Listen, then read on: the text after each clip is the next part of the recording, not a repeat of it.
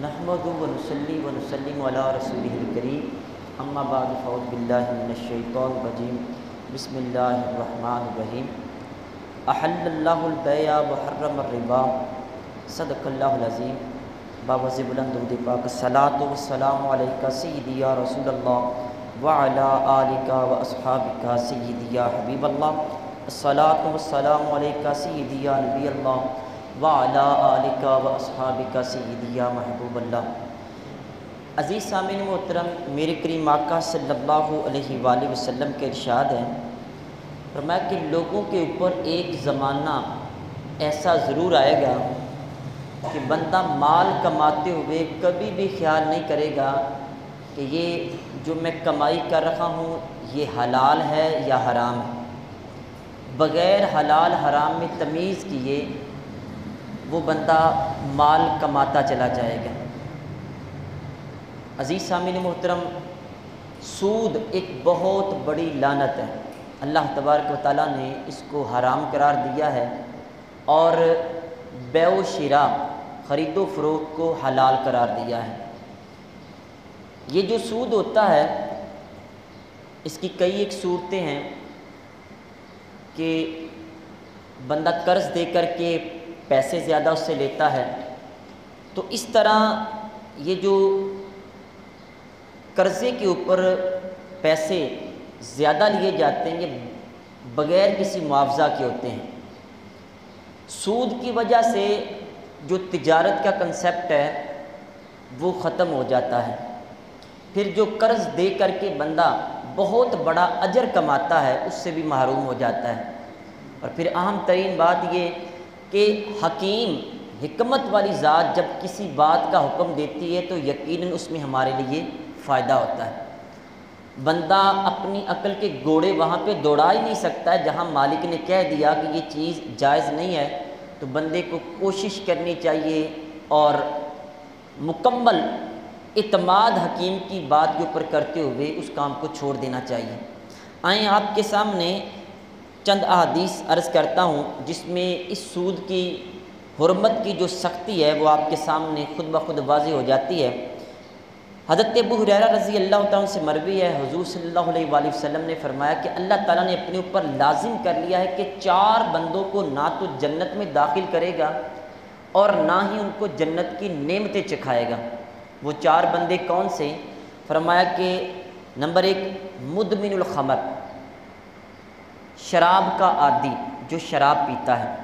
اب یہ نہیں کہ بندہ روزانہ شراب پیے، وہ شراب کا عادی، ہفتے بعد کوئی پیتا ہے، مہینے بعد کوئی پیتا ہے، توبہ نہیں کرتا۔ ایون کہ عید کے موقع کے اوپر یا میلے ٹھیلے کے موقع کے اوپر سالانہ وہ شراب پیتا ہے، توبہ نہیں کرتا، وہ بھی شراب کا عادی ہے۔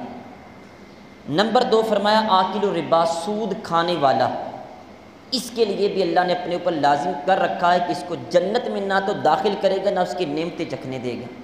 نمبر 3 وآکل مال الیتیم بغیر حق، نہ حق یتیم کا مال کھانے والا۔ آج بچوں کا باپ فوت ہو جاتا ہے، اس کے چچا تایا یا کوئی رشتہ دار ان کی دیکھ بھال کرتے ہیں تو کبھی بھی غور نہیں کیا کہ ان بچوں کا یہ مال ہے، کیا اس کو میں نے کس طرح استعمال کرنا ہے، یہ کس طرح نہیں کرنا ہے، کبھی بھی غور نہیں کیا ہے۔ پھر نمبر 4 فرمایا آکل والدین، جو ماں باپ کا نافرمان ہے۔ یہ 4 وہ بدبخت ہیں جن کو اللہ تعالیٰ نہ تو جنت میں داخل کرے گا اور نہ ہی اس کی نعمتوں کو چکھنے تک دے گا۔ پھر عزیز سامعین محترم، میرے کریم آقا صلی اللہ علیہ وسلم نے اس سود کے بارے میں فرمایا کہ سود کا اتنا بڑا یہ گناہ ہے، فرمایا کہ 1 درم سود، یعنی آج کے دور میں سمجھ لیں 1 روپیہ، 1 روپے کا سود کھانے والا اس طرح ہے جس طرح 36 بار اس نے گناہ کیا ہے، زنا کیا ہے، 36 بار، دوسری روایت میں 33 بار زنا کرنے سے بھی بڑا گناہ یہ سود کھانا ہے۔ اور ایک روایت میں حضور صلی اللہ علیہ وسلم کا یہ فرمان ہے، فرمایا سود کے 73 دروازے ہیں، اس کے 73 درجے ہیں، اور سب سے کم تر اس کا درجہ یعنی گناہ سب سے آخر میں یہ ہے کہ کوئی بندہ اپنی سگی ماں کے ساتھ نکاح کرے اور بعد میں منہ بھی کالا کر لے، سگی ماں کے ساتھ، اتنا بڑا یہ گناہ ہے۔ پھر عزیز سامعین محترم، یہ سود جو ہے اس کے بارے میں حضرت جابر رضی اللہ تعالیٰ عنہ سے یہ روایت ہے، حضور علیہ الصلوۃ والسلام نے فرمایا کہ لعن رسول اللہ صلی اللہ علیہ وسلم فی علی آکل الربا و موکلہ و کاتبہ و شاہدہ، کہ سود کھانے والا، سود کھلانے والا، سود کے اوپر گواہی دینے والا اور سود لکھنے والا، یہ تمام شخص یہ برابر ہیں۔ کوئی بندہ معاہدے کے طور پہ لکھتا ہے، گواہی دیتا ہے، یہ تمام اشخاص سود کے اندر برابر ہیں، اور یہ کتنا بڑا گناہ ہے وہ میں نے آپ کے سامنے عرض کر دیا۔ پھر اسی طرح حضور صلی اللہ علیہ وآلہ وسلم جب معراج کے اوپر تشریف لے گئے تو آپ صلی اللہ علیہ وآلہ وسلم کا ایک جگہ سے گزر ہوا، دیکھا کہ وہاں آل فرعون، یہ بڑے بڑے قد و قامت والے لوگ تھے، یہ ایک رستے سے گزرتے، اس رستے کے اندر چند لوگ ایسے پڑے تھے جن کے جو پیٹ تھے وہ اونٹ کی طرح بھاری ہو چکے تھے، اور جب وہ اٹھ کے چلنے لگتے تو پیٹ بھاری ہونے کی وجہ سے دائیں بائیں گرتے، اور ادھر سے وہ آل فرعون تھی وہ دوڑتی ہوئی گزرتی، اور ان دوڑنے کا انداز کیا تھا؟ حضور صلی اللہ علیہ وسلم نے فرمایا جس طرح کوئی اونٹ ہو اور وہ بھوکا ہو، اس کو بندہ زور سے مارے، جب اونٹ بھوکے کو زور سے مارا جاتا ہے ہانکنے کے لیے تو پھر وہ آگے نہیں دیکھتا کہ پتھر پڑے ہیں، درخت ہے، کیا ہے، وہ تیزی سے بدمست ہو کر کے دوڑنا شروع کر دیتا ہے۔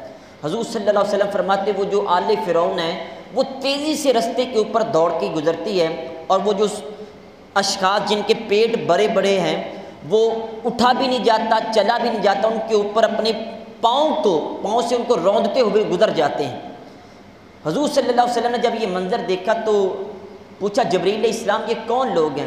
جبرائیل علیہ السلام نے کہا حضور یہ وہ لوگ ہیں جو سودی کاروبار کرتے تھے، سود کھاتے تھے، اور یہ ان کی حالت مرنے کے بعد اللہ تبارک و تعالیٰ یہ دوزخ میں کرے گا۔ عزیز سامعین محترم، یہ بہت بڑا گناہ ہے۔ پھر اسی طرح حضور صلی اللہ علیہ وآلہ وسلم آپ جب بھی صبح اٹھتے تو صحابہ کرام سے پوچھتے بتاؤ کوئی خواب آیا ہے؟ صحابہ بتاتے، اپنا خواب ذکر کرتے، حضور علیہ الصلوۃ والسلام اس کی تعبیر فرما دیا کرتے۔ ایک دن آپ صلی اللہ علیہ وسلم صبح اٹھے، فرمایا صحابہ کوئی خواب آیا ہے؟ انہوں نے کہا نہیں۔ حضور علیہ الصلوۃ والسلام نے فرمایا مجھے رات کو خواب آیا ہے، میں آپ کے سامنے بیان کرتا ہوں۔ حضور صلی اللہ علیہ وسلم نے فرمایا میں نے خواب میں دیکھا دو شخص آئے، مجھے ارض مقدس کی طرف لے گئے، اور وہاں میں نے دیکھا کہ ایک خون کی نہر ہے، اس کے اندر خون اور پیپ یہ بہہ رہا ہے۔ ایک شخص نہر کے بالکل درمیان میں کھڑا ہے، ایک شخص نہر کے کنارے پہ کھڑا ہے۔ وہ شخص جو نہر کے درمیان میں ہے، جو نہر خون اور پیپ کی بہہ رہی ہے، جب باہر نکلنے کی کوشش کرتا ہے تو وہ کنارے پہ کھڑا شخص، اس کے پاس پتھر پڑے ہوتے ہیں، وہ زور سے مارتا ہے پتھر، وہ پھر درمیان میں جا کے گر پڑتا ہے۔ حضور صلی اللہ علیہ وسلم نے جب یہ منظر دیکھا تو پوچھا ان دو اشخاص سے جو کہ فرشتے تھے، پوچھا کہ یہ کون لوگ ہیں، مارنے والا کون ہے اور جس کو مارا جا رہا ہے نہر کے درمیان یہ کون ہے؟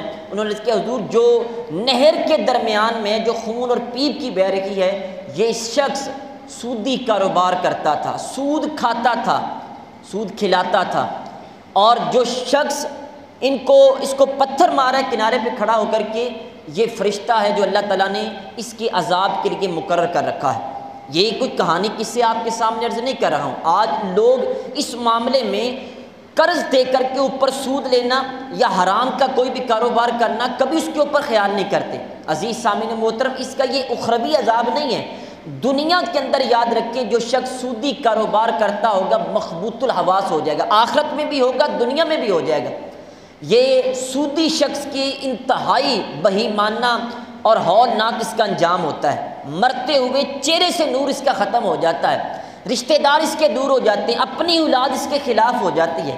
یہ بہت بڑا عذاب ہے، اور قرض دے کر کے قرض واپس لینا اور اتنے ہی پیسے جتنے دیے واپس لینا یہ بہت بڑا اجر ہے۔ اللہ تعالیٰ قرآن پاک میں بھی فرماتا ہے کہ جو قرض دیتا ہے یہ اللہ تبارک و تعالیٰ کو قرض حسنہ دیتا ہے۔ ایک آیت کا یہ مفہوم ہے کہ اگر تم قرض دو اور اس کو معاف کر دو، نہ طلب اس سے کرو، نہیں دے سکتا تو یہ بہت بڑا صدقہ ہے۔ عزیز سامعین محترم، قرض اتنی بڑی یہ سعادت ہے کہ میرے کریم آقا صلی اللہ علیہ وسلم سے روایت ہے، فرمایا کہ ایک شخص وہ فوت ہو جاتا ہے تو اللہ تبارک و تعالیٰ کے فرشتے اس سے پوچھتے ہیں کہ دنیا میں کوئی نیک کام کیا؟ اس نے کہا نہیں، بس ایک یہ تھا کہ لوگوں کو قرض دیتا تھا، اپنے نوکروں سے یہ کہتا تھا جو مفلس ہے اس کو مہلت دو، جو مالدار ہے اس سے درگزر کرنا۔ جب اللہ تعالیٰ کی بارگاہ میں اس کا یہ مقدمہ پیش کیا، اللہ تعالیٰ نے فرمایا یہ لوگوں کو معاف کرتا ہے، میں اس سے بھی بڑا معاف کرنے والا، اس کے سارے گناہ معاف کر دیتا ہے۔ عزیز سامعین محترم، پھر قرض دے کر کے جو لوگ واپس نہیں کرتے وہ بھی یہاں پہ سن لیں۔ میرے کریم آقا صلی اللہ علیہ وسلم کے سامنے جنازہ تھا، حضور نے پوچھا کوئی قرض تو نہیں ہے؟ صحابہ نے کہا جی حضور اس کے اوپر قرض ہے، فرمایا میں اس کا جنازہ نہیں پڑھاؤں گا۔ یعنی قرض جو شخص واپس نہیں کرتا اس کا حضور علیہ الصلوۃ والسلام نے جنازہ پڑھانے سے انکار کر دیا ہے۔ آئیں عزیز سامعین محترم، قرض دے کر کے اس کے اوپر زائد پیسے نہ لینے کا عزم کریں، جو سودی کاروبار کرتے ہیں وہ بھی اسے سچے دل سے توبہ کریں۔ اللہ تعالیٰ اس سود جیسی لعنت سے بچنے کی توفیق عطا فرمائے۔ وما علیہ الا البلاغ المبین۔